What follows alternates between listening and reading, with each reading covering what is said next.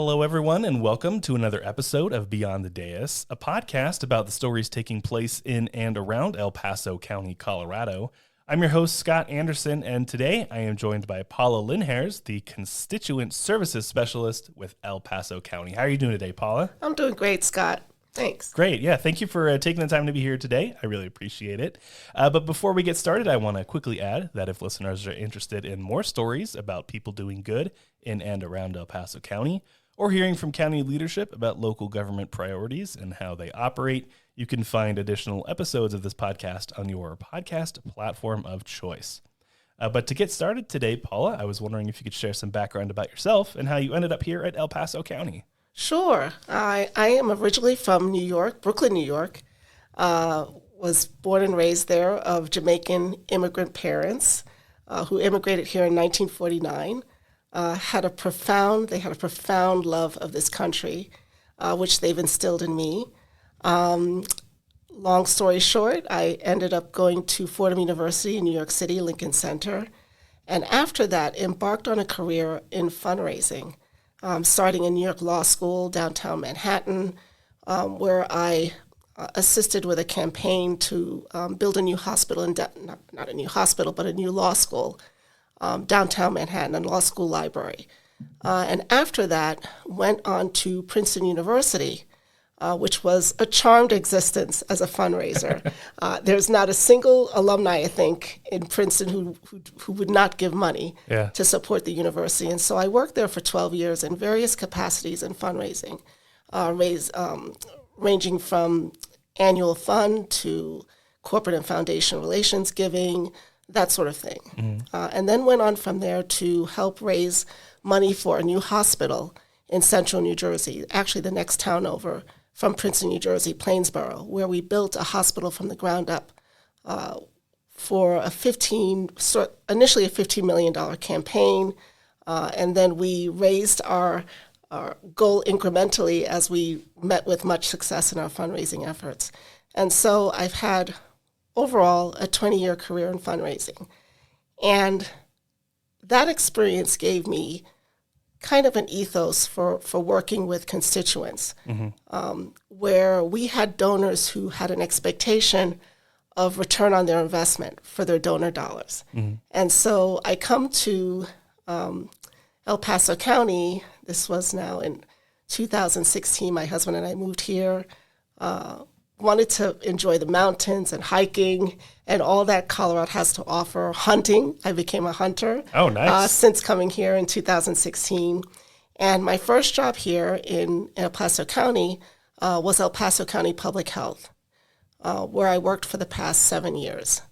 That gave me an enormous appreciation for what the county does, the magnitude of responsibility that we have to constituents, and particularly during COVID, which was part of my tenure at El Paso County Public Health. Not something that I anticipated, but in a sense, looking back at it, I really appreciated the opportunity to really get a keen understanding of how government works here locally, how it intersects with state government and even federal government, the whole grants universe, that sort of thing, having that understanding of how all of it impacts our county. And so after 7 years, I decided to take advantage of the opportunity to learn more about our county government with this position that I now hold, which is Constituent Services Specialist.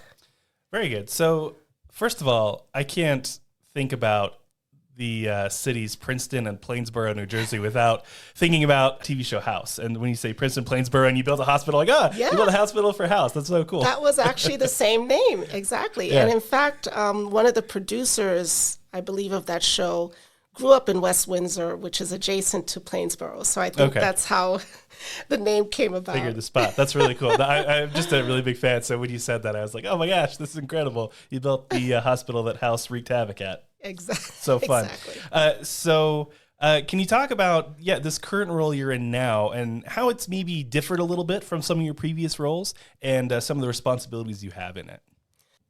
Not different by much. As I said, working in the universe of fundraising, donors have a very high expectation of the return on what they've invested in terms of their donor dollars. And so I come to this position with pretty much the same feel. I've just been in the job for 2 months, and the kinds of interactions I get amongst constituents is, they pay property taxes and they expect a certain level of service and quality of life in this county. And so there really isn't much difference. I think the only big difference is just the responsibility of being cognizant of government regulations. Certainly, I've been introduced to a whole new universe of land use and legislation. I work under our Director of Government Affairs, Legislative Affairs, Ryan Parcell. And so I've always been keenly interested in legislation, and so this has been a good fit for me too, and an opportunity to learn more about that as well. So not much difference in terms of the tone of the job and interaction with constituents, but that whole overlay of government, I think, is something new for me, something that I never experienced. This has been my first government job. In fact, El Paso County Public Health has been my first government job. Working for El Paso County has been my first government experience. So I've had to learn a lot in terms of how government works, how the different governmental entities interact with each other. And you mentioned Constituent Services. It's in your title, obviously a big part of what you do. And the Citizen Connect app and that whole product is something that is for our constituents. Can you talk about what Citizen Connect is and how it's able to be used by the residents here in El Paso County? Yeah, it is a fabulous resource. I have the privilege of having used it as a constituent. Before coming to this job, I actually put in a request to have a sign replaced on my road out east in Ellicott. And it's just a seamless way for constituents to navigate, where can I get my issue addressed? I always say the good thing about El Paso County is that we do so many things, and the bad thing about El Paso County is that we do so many things. Yeah. And so, you have constituents who, put in a request through Citizen Connect for replacing a road sign, or, how can I express my dissatisfaction with a particular decision that was made or an issue that's, come about. That's the one-stop portal where people can really express their concerns, get a basic service request issued without having to make several phone calls or try to figure out online, okay, where do I go? What entity in the county deals with this issue? So, from my perspective, both as a user and also now on the other end, managing, the inquiries that come through, it is a tremendous resource. It mitigates a lot of frustration, I think, and confusion for folks. Response is very swift. There's the ability to connect directly with a commissioner through Citizen Connect. There's a drop-down list where if you want to connect with your commissioner in your particular district, it figures out where you are in the county and whose district is covered. I mean, what commissioner covers that district. If there is roadkill, there's a drop-down box where you can click that on and say, hey, there's a deer that has met its demise on my road, So it's a range of things that Citizen Connect serves as a portal for those to address those concerns without going through much effort. Yeah. To figure out where do I go. Yeah. So what is your specific role in regards to Citizen Connect? Like, do you help process those requests, or what do you do with those? I do. On a daily basis, I look at, I have like a dashboard, and it lists all of the inquiries that come in any particular day. And then I determine from the content where I can route those, or who do I liaise with amongst the county entities to deal with that problem. And then I get back to the constituent. If it takes a while to figure out, okay, there's an issue with Department of Public Works, the actual request, I get back to the constituent, let them know that, yes, we are working with Department of Public Works to resolve your issue, and try to give them as best as I can a time frame when it can be dealt with.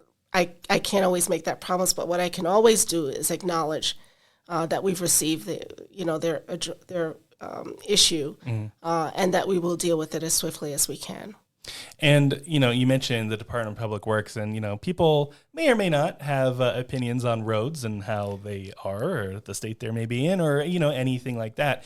One of the things that, at least for me, was difficult when I moved here about 5 years ago was determining, like, hey, what's the counties, what's the cities, what's, whomever's. And is that something where, if a request comes in to the Citizen Connect, through the Citizen Connect app, they do it through the county, but is that something where you're able to see it and say, oh, this actually is to the city, let me forward it to them, or this is, whomever, let me get it to them? Okay. Definitely. And that happens quite a lot. I mean, people don't know exactly, okay, this road's covered by the county or the city or even the state. Right. And so, we're their go-to. And so I'm able to determine, even from Citizen Connect, based on their map, is this a county issue? I have some ancillary tools that I also use, a GIS tool that I use to be more precise in, is this really within county jurisdiction or a municipality or the city or the state? And the good news is that I have my counterpart at the city that I liaise with. So if something comes up that's really city related, I have a direct line to him. His name is Sam Friedman at City, that I can funnel that request to, and vice versa. If something comes into the city that's really a county issue, he does that as well. So through Citizen Connect, you really have that direct linkage, and you're not running around in circles. And, with me working the back end of it, it gives that extra level of attention. It's not something that goes into a dark hole, you put a request in and it's like, okay, where did it go? No, there's a live person, and that's me at the other end of it, as well as the commissioners. The commissioners also monitor the inquiries that come in through them. As I mentioned, there's a drop-down box where folks can select, I want to contact my commissioner. The commissioners have their dashboard as well, where they can see inquiries that come in directly to them for their commissioner district, or even commissioners as a whole. There's a drop-down box for all commissioners. So, they see that message, they see that issue. And believe me, I have to be accountable to them too. They see that, and they will come to me and say, Paula, where's the status on this? I saw this come through Citizen Connect. So citizens can be rest assured that they are being heard, that their issues are being addressed. It's not just a black hole. As some sites you go online, it's like, okay, I hope this really gets to somewhere. Right. Yeah. No, that's really great. And you mentioned sort of that connection you have with Sam over at the city of Colorado Springs. In, I guess, maybe a larger perspective, how has working with other organizations or other municipalities, in this case, benefited your own efforts, not just in this role, but in other roles you've had in the past? Oh, man, tremendously. I mean, having an awareness of who does what in the county as a whole. When people are contacting us, say, about a homelessness situation in the city, I have two resources. I can either direct it to Sam, my counterpart, or I can say, there is a homeless outreach team for CSPD, because I was aware of that from my prior experiences working in El Paso County Public Health. Or people who are calling about issues, relating to on-site wastewater treatment. I know that because I've worked in that universe before. Other organizations outside of the county where we have collaborative arrangements. I'm able to speak to those and provide those as a resource to folks. So, just that sense of partnership with entities outside of the county government, collaboration, businesses. The Chamber, EDC, is a big one. I mean, we work very closely with them. And so the Small Business Development Corporation, that as well. Just having that awareness of those different entities within the county that can address issues, interests amongst our constituents. I'm aware of those for the most part. Yeah, and I just think it's important. And again, something I learned when I came to here work for the county is very rarely are things done in a vacuum when it comes to, at least to local government. I can't speak to state or federal, I haven't worked in those places, but in local government, it seems, it's not very often where, we just make a decision sort of unilaterally and that's what happens, right? Mm-hmm. It is a lot of conversation with other entities, even, other cities sometimes, other counties we have partnerships with. So it was very interesting to learn about all of the work that is done to make this thing go, as it were. We can't do it alone. That's something I've learned. Mm-hmm. The county works very integrally, very intensely with various organizations to accomplish the work that we do. So, we're inextricably tied. I mean, we're truly a community. Mm-hmm. So through all of that, why do you think that it's so important that residents themselves are involved with the government process? I mean, I look at it this way. Residents are the government. I mean, we, and I say we because I'm part of that. I'm a homeowner in El Paso County. I do pay property taxes. We really drive what happens in this county. And that's one of the things I like about the commissioners. I mean, in every decision that's made, it's always with the citizen, with the resident, with the property taxpayer in mind. Is this in the best interest of the county, for its people, for the quality of life?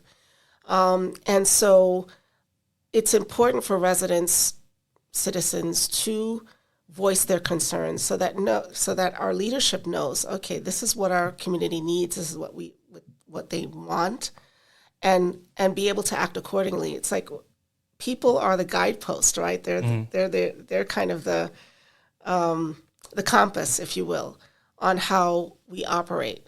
So it's critically important that citizens, residents do voice their concerns, have input into how this county works because we live here. Yeah. No, I totally agree. And that's one of the things, again, when, I started working here, it sort of dawned on me. I'm like, oh, the better I do my job, the more I'm focused on this, the better, sort of change or whatever we can make. Like, it's for our own benefit. So, I mean, I guess It's a little bit selfish in that way. But honestly, I think that's a really nice thing about working in local government is, the work that we do is able to be reflected like immediately in our surroundings. Exactly. It's close at hand, and it's, the way we work here, at least from my observation of working here almost 8 years, mm-hmm. is that it's really fleet of foot, It's like, our leadership, they can see constituents in the supermarket mm-hmm. or at the gas station. So, they're in their face. Yeah. And so, and that doesn't mean to say that, they act because they fear that interaction, but they truly, deeply want the best for our county mm-hmm. And its quality of life. I know from the perspective of working in this role, it excites me because I feel like I am directly aligned, this position is directly aligned with the county's strategic initiative, its efforts as it relates to customer excellence, customer service excellence, and accountability and efficiency. So I feel like my position is serving all of those strategic objectives for the county, and that gives me a sense of purpose mm-hmm. and a deep sense of responsibility for what I'm doing. So yeah. No, that's great. I feel a lot the same way, and it's something that, again, not having worked in government before, I thought it would be a little bit. I thought I would feel a little bit more displaced from a lot of that. But I mean, to your point, the people we work for, we see every day. We see every day, right? Yes. It's not like some nameless corporation where we work for a bottom line or we work for a stockholder necessarily, but we're working for our neighbors and we're working for the people down the street and like you said, the ones we see at the supermarket and things like that. Yeah, and working for ourselves. Yeah, working for ourselves. Because that's one of the things my husband and I, we always say, we value our quality of life here in El Paso County. Mm-hmm. We've come from some areas.